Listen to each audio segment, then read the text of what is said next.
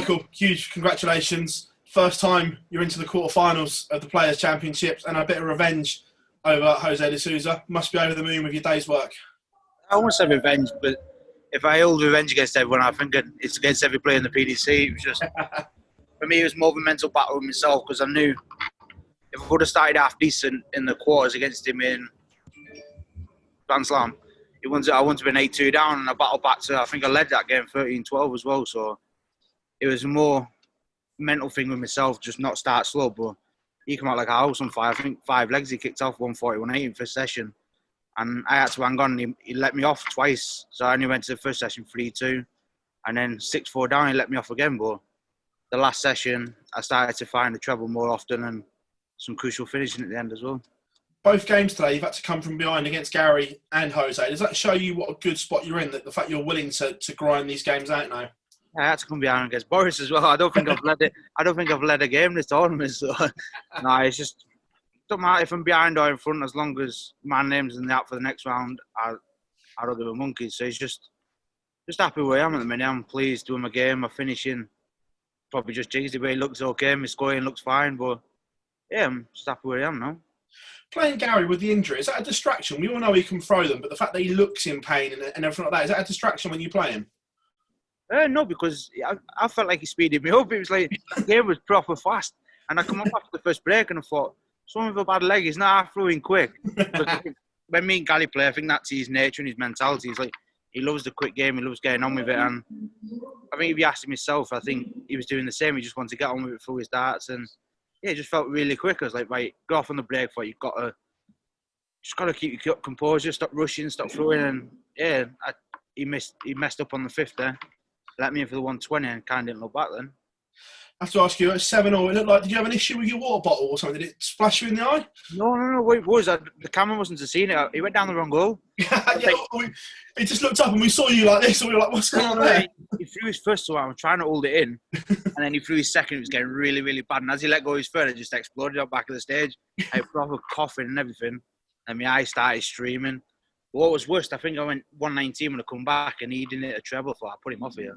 But no, just looking off that leg, I kind of see straight after the next 3, and then it was fine then.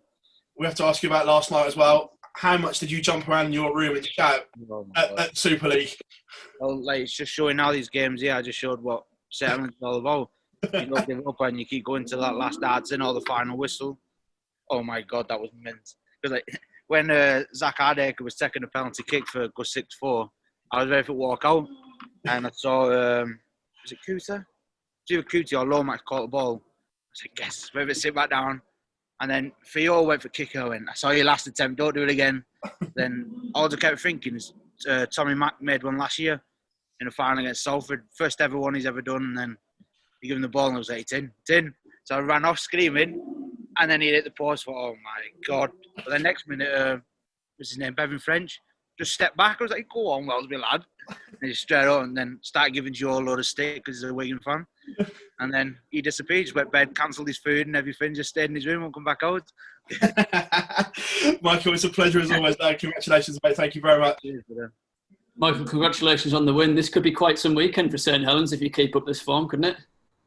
Oh, it'd be nice, wouldn't it? The grand final and the Players' Champs, it'd be nice, wouldn't it? But no, they've done their job. I just got to keep my head on and get my job done now as well. Are we seeing a continuation of the form you've shown in the Winter Series? Is it sort of winning, breeding, winning with you? Well, I don't know how many games I've played, but I bet there's not many below the 100 average. My double stats must be, it's got to be up there with some of the best. And yeah, I'm just fighting. And if I'm not bossing games, I'm still winning. Normally, I come out all guns blazing and I can reel off legs and boss people. But this tournament, I don't think I have. I've just held on to people's coattails, waited for my chance, which is weird me saying it, because I normally give chances, not take them. And yeah, it's just, I think there's another side of my game that's starting to click a bit now. We've seen various new winners of major titles this year. I mean, you must feel like you're in a great place to really challenge to become the next. Sorry, what was that? We've seen various new winners of major titles this season. The way you're playing, you must feel like you're in a great place to challenge to become the next. Yeah, it's been doing me head in. So I've been here now 10 years and I've been, I don't know how many finals, and it's just But it's not meant to be yet for me, and I keep saying that. I believe in faith. If it's going to happen, it's going to happen, and one day it will. And I'm not fussed because I know it will happen. I'm just not fussed. I just want it to hurry up because it's doing me any because everyone else is getting one apart from me. But it's what you just got to wait. And very patient person, so. Generally, the last month or so is the best you've felt in your game for a long, long time. Best I felt my head. My head's been clear. It's been amazing. But game-wise, I don't think I'm. Like I said before, my scoring is still not what it can be. I've scored a lot better than I'm. It's my finishing that's helping me out now. And my head is. I think the best players I've ever been mentally, but ability-wise, I don't think I'm quite right there. Yeah. Well, Michael, thanks for your time and wish you all the best for tomorrow. Cheers, mate.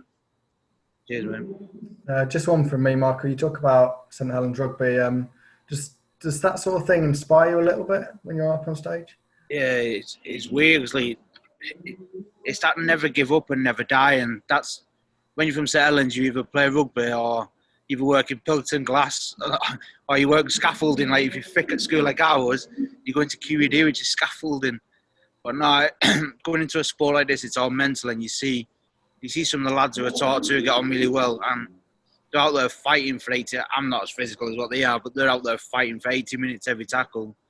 And if they can do it, and if they can show that determination, that grit, why can't I? And I proved it today against Guy and against Jose.